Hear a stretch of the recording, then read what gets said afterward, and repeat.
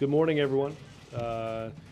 We are joined this morning by, with Thad Allen, our National Incident Commander dealing with the oil spill in the Gulf of Mexico. He is also here for a meeting with cabinet agencies that are dealing with this crisis as well, that begins in a little less than an hour. So let me turn it over to him to walk through the stages of our response, and we will both take your questions. Sir. Thanks, Robert. Appreciate it. Good morning. First, a quick operational update. In the last 24 hours, the production of the Discover Enterprise over the wellhead produced 11,000 barrels of oil. They continue to increase over the first 3 days of operation. We have gone from 6,000 to 11,000. Trying to increase that production rate, ultimately close the venting valves and move to a greater capacity. BP anticipates moving another craft in that can actually handle additional production. And the combination of these two, the vessel is actually called the Q4000. Combined, we'll have a production capability of about 20,000 barrels a day. And we're looking to increase production, as I said, so we can slowly close those vents and see how the containment cap is working and whether or not any oil is forced down by the pressure through the rubber seals, as we've talked about before. In the long run, British Petroleum is also looking at bringing larger production vessels in, create a more permanent connection that can be disconnected easily in case we have a hurricane or bad weather later on in the hurricane season. And we'll continue to optimize the production out of the well and to contain it. As I've said several occasions, though, the long-term solution to this is going to be drilling the relief wells, which are again targeted at early August. There are 2 relief wells in progress right now. Development Driller 3 is down between 7,000 and 8,000 below the seafloor. Development Driller 2 is down around 3,000. Those will continue. The second one is a risk mitigator as we move towards what will be the final solution, which will be the relief wells. And following the intersection of the well bore with those relief wells, they will put heavy mud down there to suppress the pressure of the oil come up from the reservoir, put a cement plug in, and effectively do what I would call a bottom kill, as opposed to the top kill, which was not successful a couple of weeks ago. What I'd like to kind of talk to you about is the area of operations out there. And we're going to try something on you today, and if you like it, we'll continue to refine it. So take this as a work in progress, but can we go and put the slide up, please? There are copies available on the web, and we'll get it to you. But basically, we're going to try and start giving you a 3-dimensional look at what the world of work is like out there. And we're dealing with basically 4 areas of operations. One is the subsea area, where we're trying to do with containment on the well. The second is trying to deal with the oil that's on the surface above the well, where it comes up in large quantities and can be dealt with effectively through mechanical skimming and in-situ burning. We all know about the recovery on shore, but the emphasis over the last couple of weeks has shifted to the area between the shoreline and out about 50 miles. Because what's happened over the last several weeks, this spill has disaggregated itself. We're no longer dealing with a large monolithic spill. We're dealing with an aggregation of hundreds or thousands of patches of oil that are going a lot of different directions. And we've had to adapt, and we need to adapt to be able to meet that threat. When this operation started, we were controlling all skimming and in-situ burning operations out of the Incident Command Post in Houma, Louisiana, which has responsibility for the area where the well is at. In the last week, we have shifted control of skimming assets to the commander and the Incident Command Post in Alabama, who is responsible for Mississippi, Alabama, and Florida, and actually have detached a task force to work for him to push out 50 miles offshore and find these smaller patches and try and deal with them before they get to shore. This is an adaptation to the changing characteristics of the spill, which is no longer a single spill, but a massive collection of smaller spills moving forward. And in regards to that, what is becoming critical in the near future will be able to get skimming capability offshore and be able to work those small patches. We've made some significant progress in bringing more folks into the fight in terms of vessels of opportunity. These are local fishing vessels and workboats that we certify to help us, and then also certify the individuals and train them that are on. Between Louisiana, Mississippi, Alabama, and Florida right now, we have about 1,500 vessel of opportunities where we've certified the crews and put them out there. What we now have is an opportunity to match vessels of opportunity with skimmers.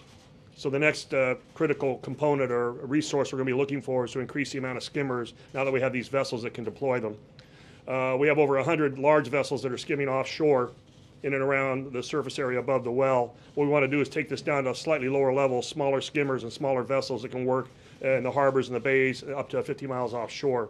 And we're moving those assets into place right now. And we'll be looking nationally at our skimmer inventory and try and get those matched up with the vessels of opportunity as we move forward. We continue to move Coast Guard units in as well. We have Coast Guard cutters that have skimming capabilities stationed off of Mississippi, Alabama, and Florida.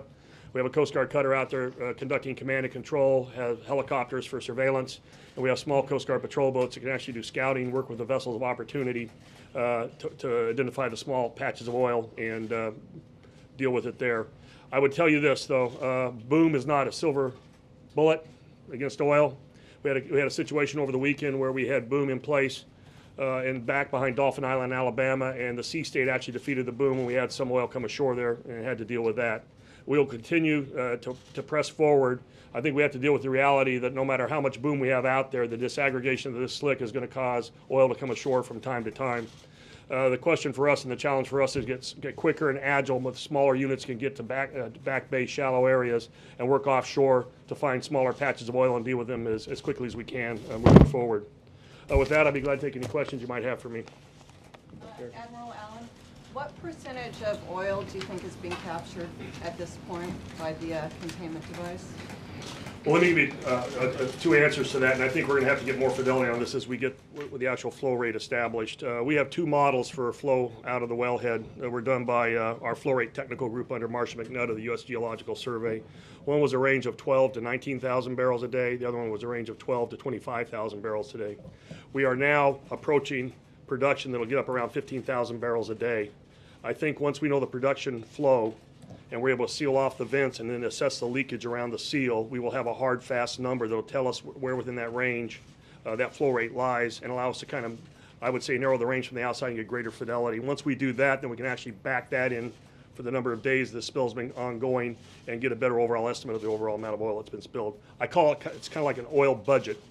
How much is coming out, how much do we skim, how much do we burn, and then so we can account for, you know, where all the hydrocarbons went. And that's a work in progress right now. We'll be able to give you a much finer estimate once we establish the flow rate.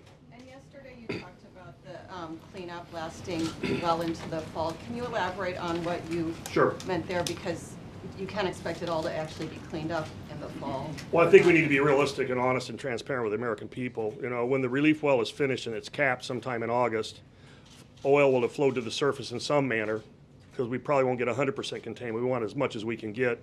So there'll still be oil on the surface the day the well is capped. And the question is, that'll have to be dealt with. And there'll be long-term environmental issues associated with where the oil has come ashore.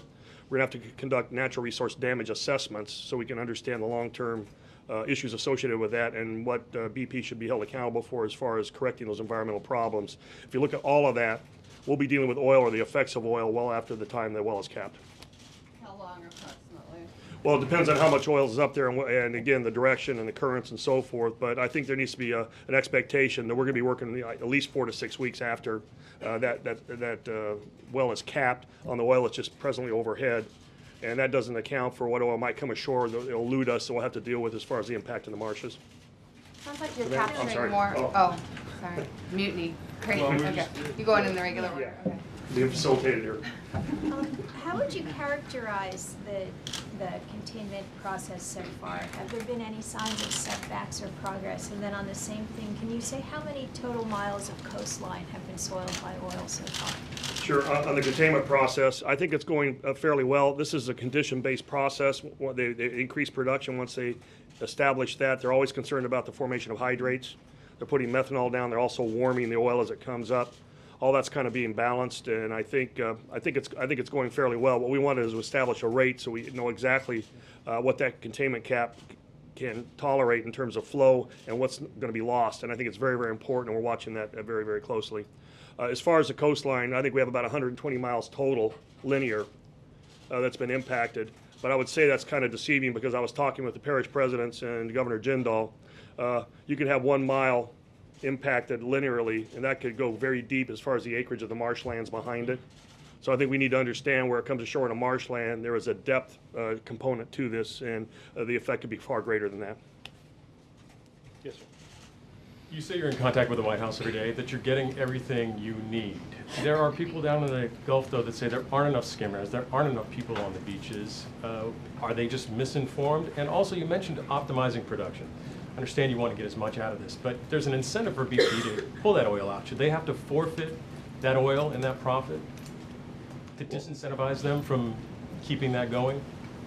The reason they want to keep the production going is not what they may recoup out of that in terms of production. The reason you want that flow to continue is it alleviates pressure on the wellbore. We did the top kill, we were able to force mud down the wellbore to the point where we actually suppressed all the oil, but the minute they stopped pumping the mud, the oil came back up. The reason they didn't go any further is they do not know the condition of the wellbore and the casings down there, and if you exert pressure on that, you wouldn't want to force oil out into the formation or the strata and have it come up through the seafloor. So you want to produce the oil for safety and containment reasons. I understand. Should they have to forfeit that oil, and what about the skimmers? That's above my pay grade. Let's be clear. They are the responsible party. They're going to bear the cost for exactly what the admiral is describing. I think those costs are likely to greatly exceed what the oil that is recouped is sold for on the market. They're in for on response and recovery. There'll be penalties that will be involved in this in the many billions of dollars. Back to the skimmers. People are asking, where are the skimmers? Yeah, well, we're doing a national inventory right now because as the response has evolved, as I told you, skimmers are now the quantity and demand, and we're looking at that right now, doing a national inventory. We may have to make a decision at some point to move skimmers from some part of the United States and basically accept the risk if there's an event there to be able to bring them here, and we're having that discussion right now. Have we waited too long to do that? 6 weeks in? No, the threat's evolved. We had a lot of skimmers. We have a lot of skimmers down there. The question is, we now know that we can take advantage of these vessel opportunity if we get more. We didn't have the vessels opportunity several weeks ago. We have them now. Suzanne? NOAA and the University of South Florida have been doing water samples underwater to see if there are underwater oil plumes. What do we know about that in terms of the existence of these big oil plumes and whether or not they'll come to the surface? Yeah, what we know is they found densities below the surface, and the question is, of those dense masses they found, how much hydrocarbons or oil is there. We've had a couple of cruises that came up with some of that data. What Jane Lubchenco has done, she's dispatched a fleet of NOAA ships, and one of them's out actually right around the platforms themselves. I was out there last week, and there was a NOAA vessel taking water samples, and what they're doing is they're taking water samples at different depths to try and establish the amount of hydrocarbons that are in them at a particular depth. And she wants to make a model of the entire Gulf to find out, because if you go down, there's a density there. You could go back the next day and it may not be there because it moves around. What she's trying to create is a model of the entire Gulf. It's kind of like filling in the pixels on a screen with data samples that go down through the water column to try and measure what the hydrocarbons are there. That's happening right now. That'll ultimately have to be put into a computer and come up with a data model for the coast. But that's what's going on. Do we know if there are big, large oil plumes underwater yet, or that has not been? It hasn't been established by testing. We understand there are dense, there are densities down there, but as she would say, they haven't been characterized yet, and that's the reason they're doing the sampling right now and testing it. And then also there are conflicting reports whether or not there are birds that are covered in oil from Texas, as far as Texas. Is that true or not? I haven't got that report, but we'll certainly follow up and get it back to you on that. I personally haven't been given a report on Texas. Following up on the issue of you're saying over the weekend that the cleanup could take months. I've talked to environmental groups this morning who say that that's a pipe dream. They believe that based on the Exxon Valdez situation, it's going to be a minimum of 3, 4, 5 years, maybe much more than that this cleanup operation is going to be going on in a major way. Do you simply disagree with that? No, I don't. Maybe it's how we're characterizing it. The dealing with the oil spill on the surface is going to go on for a couple of months. After that, it'll be taken care of. I agree with you. Long-term issues of restoring the environment and the habitats and stuff will be years. I've separated out two different functions, I guess. Here. Yeah. Exxon Valdez, it's been. Yeah, I have no argument with that characterization. One other thing, when we were down there this week with the president, we wanted to get shots of work crews on the beaches, and there apparently are rules that they can only work 20 minutes in every hour, and we cruised down the beach past 6 different tents of people. We could not get a shot of anybody working in the hour or so we were on the beach, and I know people in Grand Isle are irate because they say, look, let us go out and do it. Why do you have all these rules and all this bureaucracy?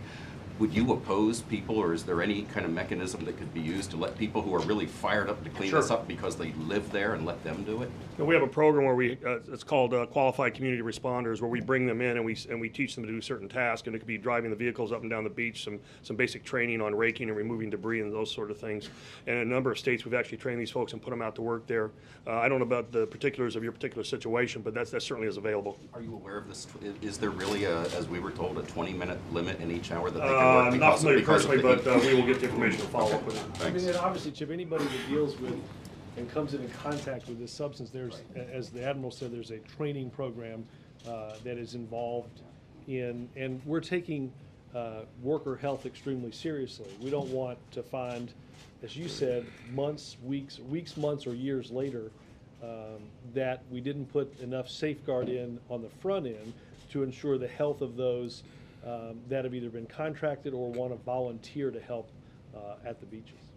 We've actually got an agreement with the Department of Labor and OSHA on how we're going to use their protocols and make sure that they're fully integrated into our response as well. Sir, as I understand it, the containment cap is now putting out more oil than the ship above it is able to carry. You mentioned that BP is going to bring another ship in. Why is the company just doing that now? Why does it seem like we're always just one step behind here? Well, they're not at a production rate yet that will tax.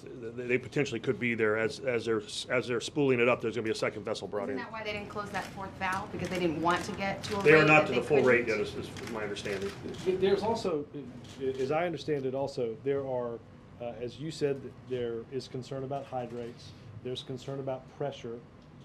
This is a delicate cap, and we want to ramp this thing up so that this is a solution that we can work with for weeks and months, and don't do something too rapidly to cause something tragic to happen. I would tell you several weeks ago they started converting a much larger production platform in anticipation that they would replace this one with a higher capacity platform. That's being done right now, but it's a very large ship, and some of these are coming as far away as the North Sea to actually bring in the type of production platforms that are floating that could do this at a much larger rate, and that had already been in progress. Bottom line, BP has consistently underestimated the amount of the flow rate. The U.S. government doesn't seem to know it. Why is this so difficult?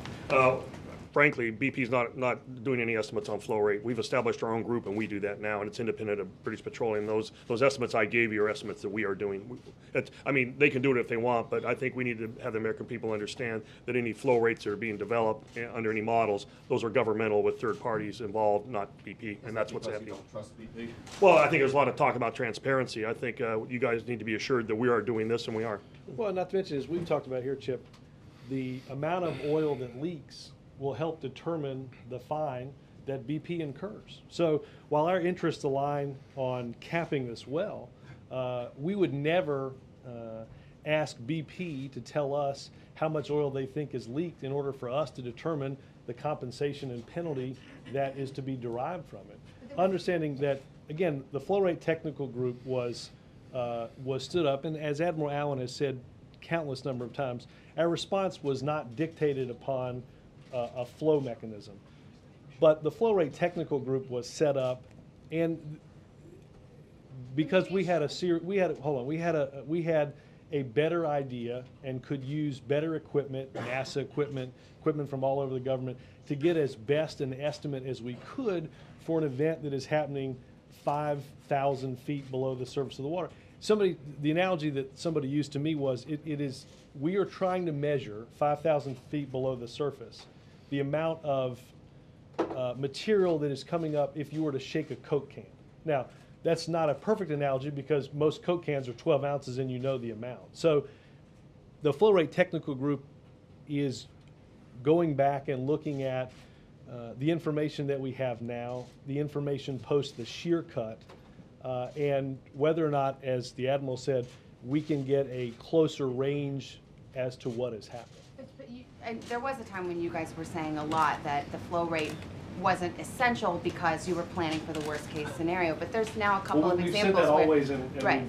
That's But always it is been. relevant, No, right? I mean, to how much you're able Exactly. to No, capture, you're making a great whether point. top kill is going to be At one point in the effective. response, we said, okay, It's time to get a better estimate on that because ultimately we have to know the entire amount of oil that was discharged, not only for the purposes of what falls on in terms of accountability of BP, but able to assess the overall environmental impact of exactly how much oil is out there. So you're absolutely right. But in the beginning, it wasn't quite as required in terms of timeliness, but is required, has to be done, and that's the reason we're doing it.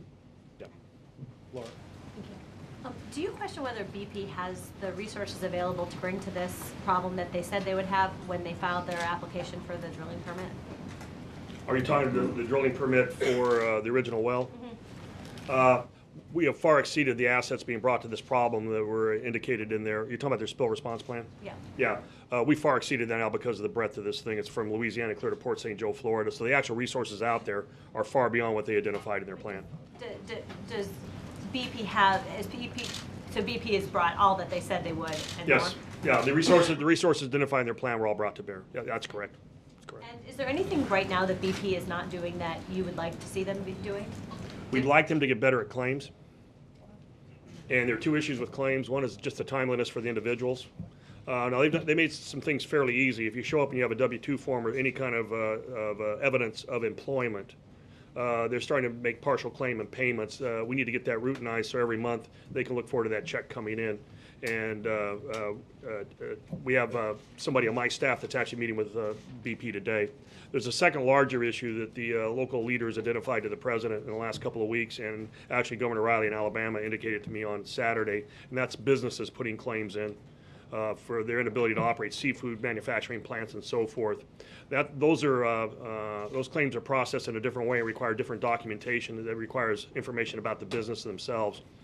That appears that may be a little cumbersome right now, so we're actually going to have a meeting with British Petroleum this week and try and simplify their ability to actually handle the claims from businesses. So in that regard, they don't have a history of that company of doing that type of work. They brought in contractors and claims adjusters that are working with them, but we think they need to do that better and quicker. And I would say this, we heard this as the Admiral said on Friday, both with elected officials and when we met with fishermen, we met with seafood processors who are going through this process. We've set up, as we talked about on Friday, if you go to disasterassistance.gov, there's a pretty large icon for people to go to if they are having difficulty getting their claims adjudicated by BP. There's an official that is set up through FEMA that works directly with the National Incident Commander to ensure that this process is moving along as expeditiously as it needs to. We've got problems with, as the Admiral said, major claims being paid and different things along the route. A seafood processor said, you know, when we catch our shrimp, we freeze the shrimp and they're processed.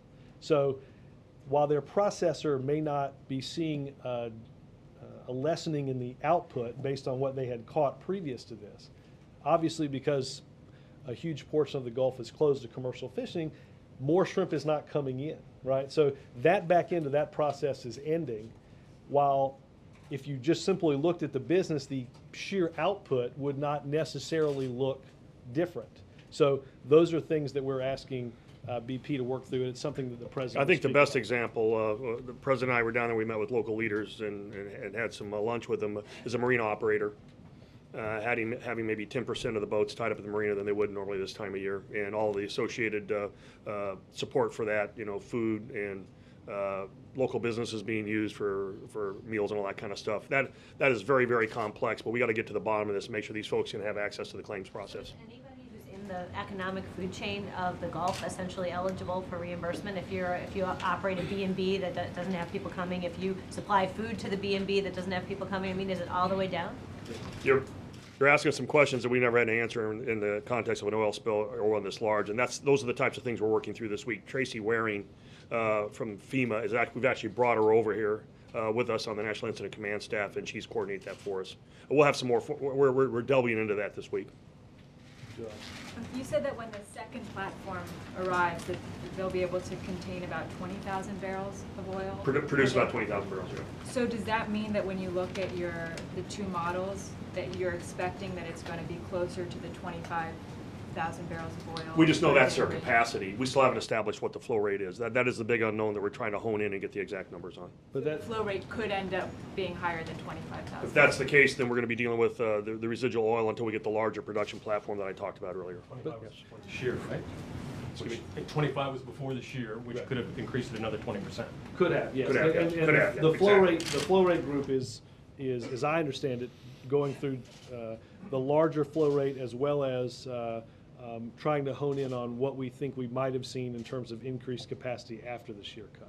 And we'll make those numbers known as we get them. We're not trying to lowball or highball. It is what it is, and we need to tell you that. So at the most, you'll be able to produce 20,000 barrels of oil per day, It- once it- the second platform. Correct, and then that's anticipated to be replaced by a larger production capacity platform in several weeks.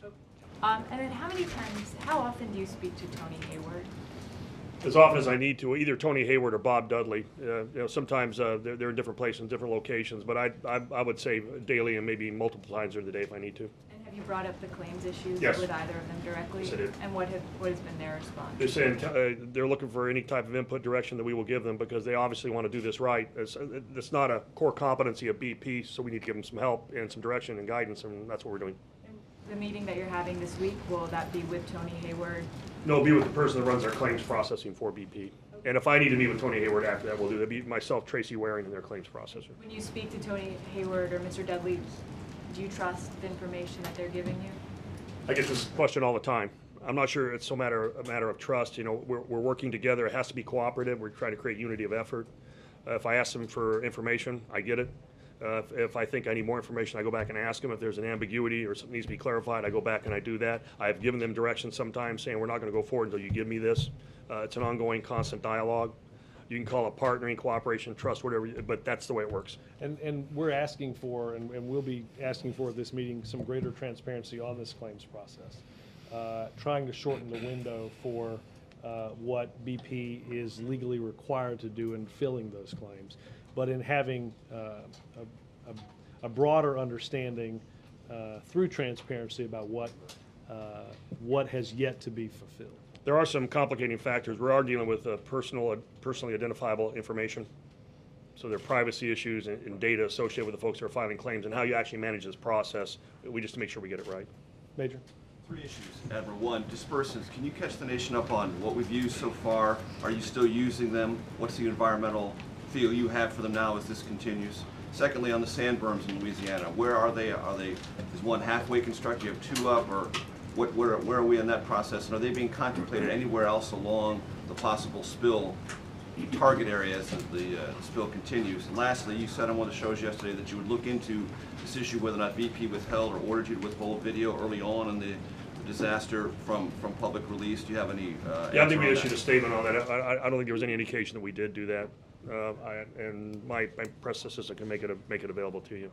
If you go back, I forgot the first question now. Dispersants and the sand Dispersants, berms. good. Dispersants, as you know, we recently breached the 1 million gallon threshold, not a threshold of any particular importance other than its sheer magnitude. Never before had that. Never before. I've had frequent contact with Lisa Jackson on this, and the overall approach is to minimize the amount of dispersants being used on the surface because they're not as effective as the dispersants used in the subsea area. And the reason they're not as effective is they go on top of the oil, and you get less effect because there's oil, if the oil is several inches deep, the dispersants kind of react on the top, and you actually need to kind of mix it up and emulsify it for the dispersants to have the greatest effect. When we apply dispersants with a wand at the point of discharge, there's a better mixing already, so we're much more effective at a much lower rate. So our general strategy is to use subsea dispersants wherever possible and minimize the amount on the surface to what's needed for safety or exigent circumstances. And I'll give you one. If you saw, we did some video out on the oil rigs last week when I was out there. In the background, one of the offshore supply vessels was actually spraying water all around the Discoverer Enterprise. That was to put down volatile organic compounds that were coming up out of the oil that was sitting around the ship that was actually producing. There actually is a threat to personal safety and health there on those vapors. Dispersants put those down. You'd rather use water to do it. There may be times where, because of the situation, you may want to use dispersants to reduce those vapors. But those are the types of things we would talk about. They give us a dispersant plan, and EPA is aware of that. Our federal on-scene coordinator is trying to minimize dispersants on the surface, but there may be times that they're going to use it, but we need to use those in very judicious quantities. That means we're going to be relying on in situ burning and mechanical skimming in and around the wellhead. And Sand berms. At this point, the President made the decision last week. We authorized the 6 segments that were permitted by the Corps of Engineers. The state of Louisiana is working with British Petroleum. I understand they've got the funding mechanisms in place. I think the real issue right now is availability of barges. There are a couple of barges that are starting to work right away, and I can verify this for you, but I believe the first place they're going to start working is somewhere around the Chandelier Islands, because the sand source is close enough where they can get to work right away. When you go to the west of the Mississippi River, they're actually going to have to take sand from offshore, actually deposit it on the seabed, and then retransmit it to make the berms on the islands. That's a much longer process. I've talked with Lieutenant General Van Antwerp, head of the Corps of Engineers, about their ability to free up dredges from other projects to be able to help them. The state of Louisiana is also looking nationally at dredge capability, and right now it's a matter of finding the dredge capacity to be able to start doing some work, but they're ultimately going to have to take a lot of sand, move it in close to shore, and then move it again. If they come up against a capacity problem in dredges, we can do something called a waiver of the Jones Act, which will allow us to bring foreign flag dredges in, but that would be, I would consider that only as a last gap filler that might be needed. I don't think we're there yet, and Louisiana has not come and told me that yet. Just so I think you're aware, and if I'm not mistaken, each night the Joint Information Center's fact sheet contains an updated number in the amount of surface and subsea dispersants used, so people should be able to track each day how much is used. On the claims process, what role is the government playing, or could the government be playing, in going in there and actually managing it for and with BP? And also I want to ask you on royalties, is BP committed to paying federal royalties, as far as you're concerned, on the oil that's collected? I'm not sure on the royalty issue. Let me check on that, Anna. Yeah. On the claims process, what we're trying to do is create independent government teams for every state, facilitate them, the state getting together the BP claims process, identify problems, and move ahead. There's actually a fairly novel idea being approached in Alabama right now, and that's training National Guardsmen to go out and assist folks in filing claims. So you actually kind of have a multiplier effect. And that's being discussed actually today between Tracy Waring and the folks in Alabama. So we will have teams in every state that are able to do that. The question is, we want to get out to these folks. I had some anecdotal evidence there. Some folks are just sitting back because they just think it's not going to work. It's too much trouble. Well, those folks got to know they come forward, put these claims in, they're going to get paid, and we need to help them understand that and how to do it. Sure. Thank you, Admiral. Over the weekend, Tony Hayward said that BP clearly was not prepared for a spill of this magnitude. The Coast Guard is the frontline agency in responding to oil spills. So what about the Coast Guard? Did you discount the possibility of a major blowout in the Gulf? No, we had always anticipated that could happen. In fact, in April of 2002, we actually ran an exercise on the Louisiana offshore oil port, which is only about 90 miles to the west of where this happened, and we envisioned a total loss of the wellhead for a number of days. It almost was a similar type of an event, except it was in much shallower water. In that national exercise, I was the National Incident Commander in the drill. We ran it out of the Superdome. And so we have known about these and planned for them. What's made this one anomalous is the amount of area this oil is covering and the breadth from central Louisiana clear over, at this point, Port St. Joe, potentially Florida. I don't think any plant ever envisioned it would get out that far and disaggregate and have us have the requirement to have so many resources spread across such a wide area, because you kind of think of an oil slick coming in mass when you think about the Exxon Valdez. That is what's been different, and that, if anything is taxing our resources, it's the breadth and the complexity and the disaggregation of the oil, which I don't think it was accounted for, anticipated in any plans. Any reason why that wasn't anticipated? Just never happened before, no engineers could... What you usually do in a response plan, you come up with a worst case discharge or some amount that you plan against, and you identify the resources that can be brought to the scene in terms of skimming, booming sensitive areas that are nearby, in situ burning and so forth. And those were all identified. But if you have to replicate that across the entire Gulf, you start multiplying the resource requirements. And that's something we probably need to look at as the commission takes a look at the response. I don't think it was any kind of lack of duty or anything like that. I think it was a peculiar set of circumstances that, frankly, weren't anticipated, and I think are going to have to be anticipated in the future.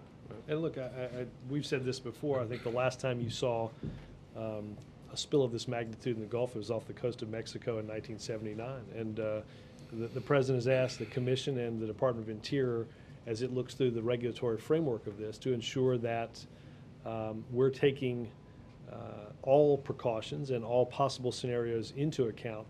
I think it's probably safe to say if something doesn't happen since 1979, you begin to take your eye off of that a bit. I think we need to be totally transparent and learn as much as we can from this thing. And I think everybody's on board with that. If there's something we could do better in the future and change our response planning, we certainly need to do that. Well, I'd like to ask you personally, I mean, you've really become the face of this spill over the past week and a half. I can't imagine that's how you expected to end your career. I told somebody I'm failing to get fired. I didn't anticipate this would happen in my career, but I'm honored to have been asked to do this. It's not a very easy job. It's very complex. It's one of the hardest things I've ever had to deal with personally. But clearly, we need unity of effort, and that has to happen some way. What makes this spill very different, by the way, and I hear a lot of talk, well, let's bring DOD in and things like that. When you have a military operation, you're operating under what we call Title 10 of the U.S. Code, and there's a monolithic chain of command from the lowest soldier, sailor, or Coast Guardsman clear to the President. In this one, we have a lot of different cabinet departments with roles and responsibilities and missions are required to conduct out there. And the real goal in this type of an environment, in any incident that takes place outside DOD, is unity of effort, not unity of command. And that's what we're trying to achieve here, because there are a lot of stakeholders, a lot of people have responsibilities. Good example is the shared responsibility between Fish and Wildlife Service and NOAA. Fish and Wildlife Service has marine mammals and endangered species. NOAA is responsible for commercial fisheries and National Marine Fisheries Service. Well, they both have equities out there in the Gulf, and the question is, how do you create that unity of effort? And that's the real challenge. Are your public responsibilities of doing briefings such as this, do they take away from the incident commander part of it? Well, this is always a very valuable practice. Sort of a softball, Mark, but and on the skimming and the shoreline, you say that the boom isn't a silver bullet. How many skimmers are actually out there now, close enough to shore to be doing some good? And are there really no other higher tech techniques to protect the shoreline other than the booms? Are there new technologies that haven't been tried in past spills? Well, we actually have a separate team that's looking at alternative technologies, and we get requested to take a look at them. We're actually evaluating some of those. There are very different types of skimming capability, and some of them are effective in different parts of the water. The question is getting the right skimmer for the oil that you want to recover in the depth of water and where it's at. Big ocean skimming systems are much different than what you do in 5 or 6 feet in the back bay. And you have some types of skimming systems that actually are drums, and the oil sticks to it. They roll up and it's scraped off, and they continue to capture it in a containment device. There are some systems where you'll have a boom with a pocket at the end. You carry the oil and you evacuate it out. There are some systems that actually will take a circle and drop it just below the surface of the water and have the oil kind of flow into it almost like a drain, recover it and pump it out. And so there's a lot of stuff out there. What we have to do is match the type of skimmer, the quantity of skimmers, with the vessels we've got. And that's how the characterization of this response has changed, and we're having to adapt with it. And that's been hard to get in close enough to protect the. Yeah, I think ultimately the best thing we need to do is probably get these vessels of opportunity, because these are watermen that know the local areas. They have boats with the right draft that can operate there, and then match the right skimmer to them. And that's the process that we're going through right now. All right. You mentioned the vessels of opportunity were not on hand until recently. The additional platform is still on its way to the site. The systems for compensation are still being set up and finalized. Can you address the perception that, as Savannah put it, the response has just consistently been a couple steps behind the problem? Well, I think we're adapting to an enemy that changes. The nature of this oil spill has changed continually since day one. We had a lot of oil in one spot to begin with, based on the currents and the wind. This has all been disaggregated, and as the spill has changed, our responses had to change. For instance, oil or hurricanes or any weather are agnostic to boundaries between states. All of our response organization and structure is by states and our cap and the port zones. And so the difference between the incident command in Home and the incident command in Mobile, there's actually a division of labor that is the Pearl River that divides Louisiana and Mississippi. And when you start talking about one of these things, it's an artificial boundary. So we have to learn how to adapt.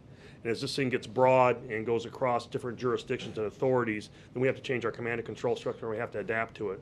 And then you can say there's a latency period there and where we slow to react, you could say that, but I think we're trying to adapt and learn from a spill that's never happened before in this country.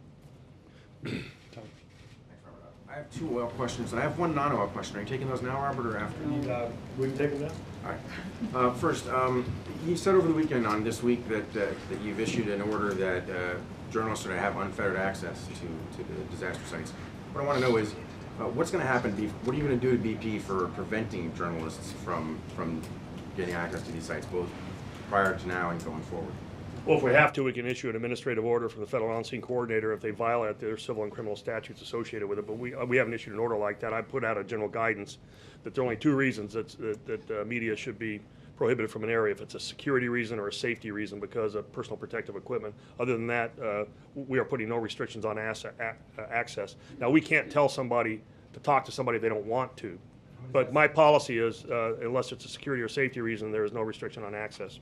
Is that system really nimble enough? I mean, you know, if BP calculates that keeping journalists away from oily birds is more valuable to them than whatever your penalty is going to be down the road, how quickly? Well, I guess somebody would have to give me the specific. I guess somebody would have to give me the specific of an incident. We'll go take a look at it. I want to take a picture of an oily bird and they told me to go away.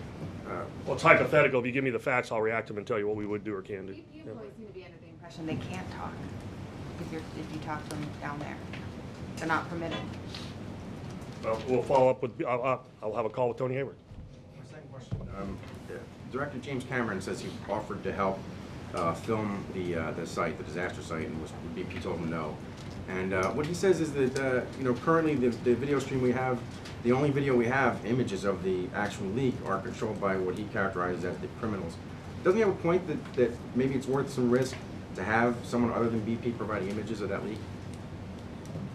I know he met with Lisa Jackson, and some of our folks were in the room. I would just make this observation, and I haven't talked to Mr. Cameron myself.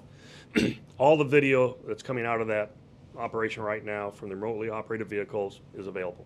Okay, and we made that available. Actually, there was some concern when we started the top kill process that it might put too much pressure on the operators, and BP actually wanted to have a delayed broadcast to remove that risk in the control room. And it was decided after a conversation between myself and Tony Hayward that the need for transparency overwhelmed whatever additional risk might be created by that. So the other thing you have to understand is they're conducting what they would call SIMOps.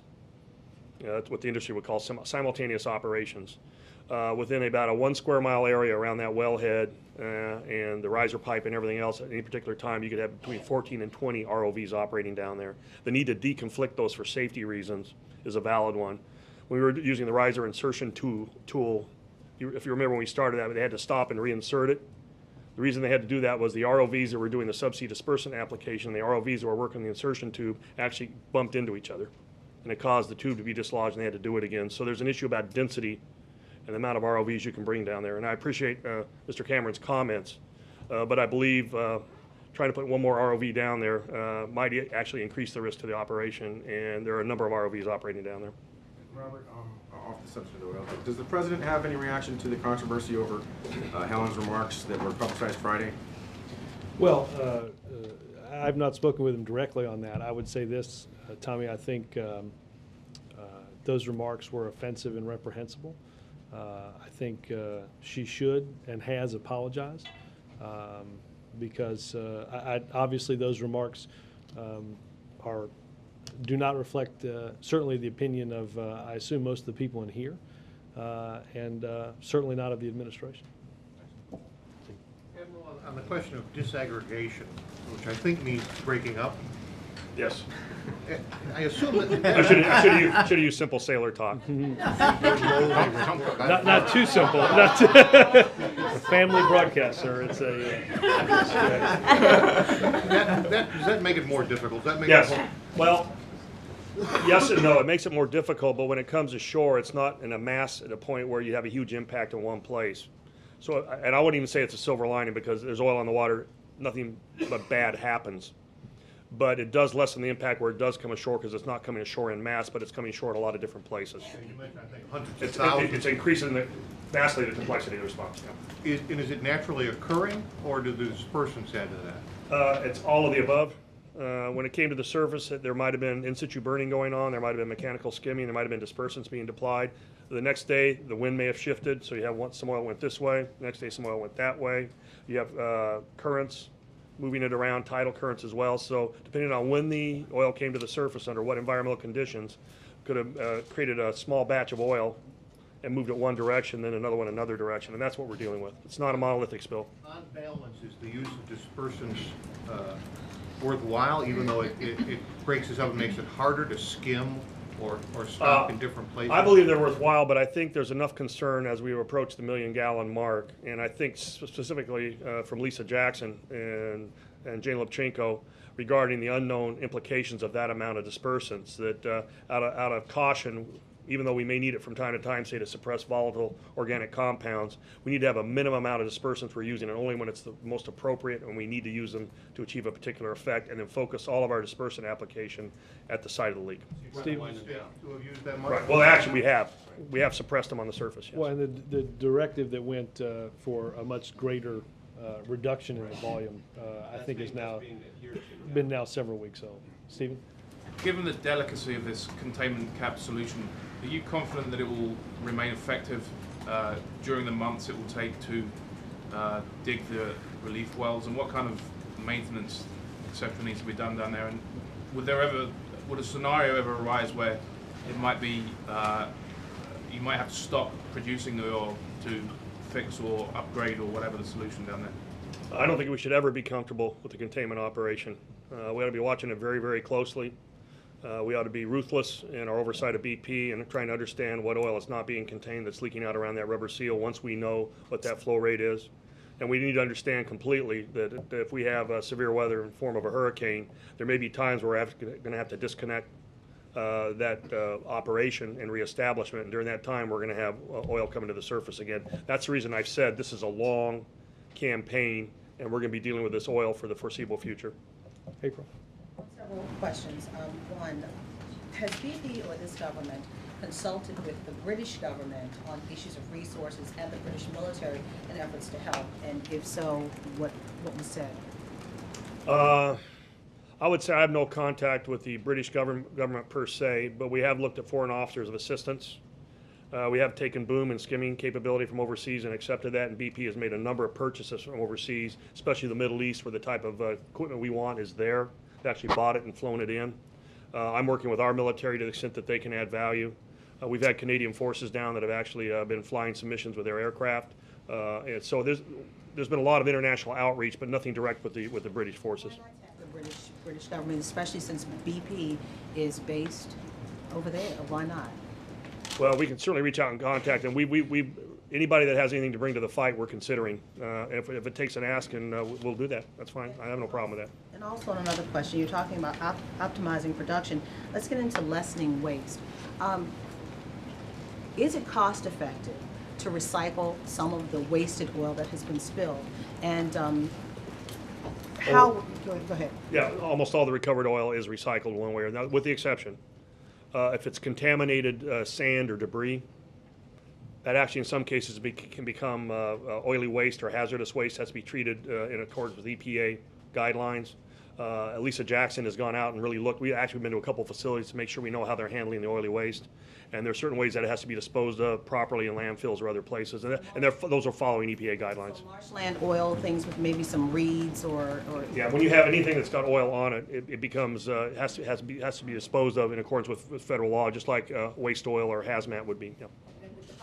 It's not cost effective to even try to do that. Well, some of that disposal is done through incineration. There's some things they can do with, but in general, if the oil can be recycled or reused or reclaimed, that happens. But it gets to a point where it's just plain oily debris, then we dispose of that in accordance with federal guidelines. And EPA is consulting with us and making sure those are met with. In fact, when Lisa and I go out and visit the various sites, one of the things we look at are two things. Number one is waste disposal and how they're doing decontamination. Almost every forward operating base has a decontamination station, either for boom or individual boots or clothing, where you go into this, it's all washed off, it's put into a tank, the oil is decanted and then recycled.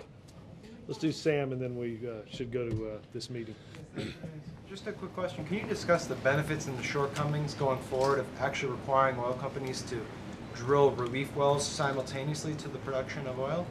And would that have helped in the current situation had BP actually had that relief well up online even before the spill took place? I have not had that discussion. I think that would be a legitimate point to be raised and put in front of the commission as they do their work. Yeah, I would say would fall under, I think, Sam, the regulatory framework that the commission will evaluate in order to determine the best way to operate this in a fail-safe atmosphere moving forward. Thanks, guys.